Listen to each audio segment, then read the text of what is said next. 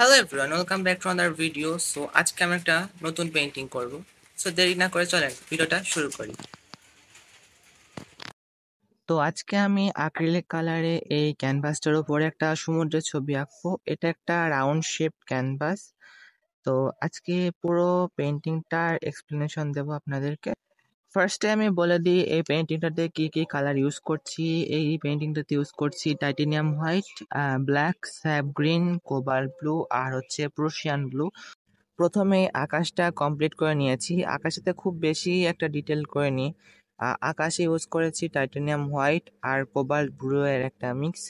আকাশে খুব বেশি একটা ডিটেল না করার মেন রিজন হচ্ছে আমি পেইন্টিংটার মেন ফোকাসে রাখতে চেয়েছি ঢেউটা।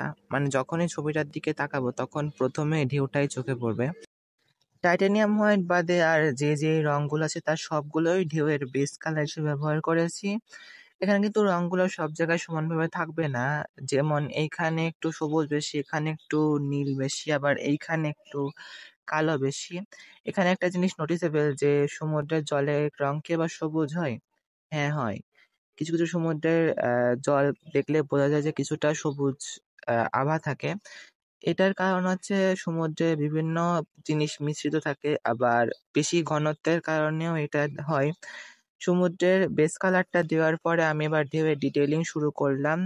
ঢেউটার অর্ধেকটা আছড়ে পড়েছে আর অর্ধেকটা পড়ে নাই। তো দুইটাকে ব্যালেন্স করে আঁকতে হবে এখানে। ঢেউটা আঁকা একটু টাফ, বাট আমি এটাকে একটু ইজি ওয়েতে আঁকার চেষ্টা করেছি। এখানে মেইন ব্যাপারটা হচ্ছে যে ঢেউয়ের যে রেখাগুলো সেগুলো প্রথমে প্রুশিয়ান ব্লু আর টাইটেনিয়াম হোয়াইটের একটা মিক্স দিয়ে রেখাগুলো টানতে হবে। আর তার উপরে হাইলাইট করার জন্য একদম পিওর হোয়াইট ইউজ করা যেতে পারে।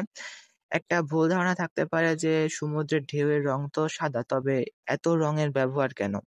আসলে আপাত দৃষ্টিতে যেটা মনে হয় সেটা সবসময় ঠিক না হতে পারে, কারণ ঢেউয়েরও একটা আলো ছায়ার ব্যাপার আসে। তো সেই কারণেই রঙের তারতম্য ঘটে আর এই জন্য এত রঙের ব্যবহার।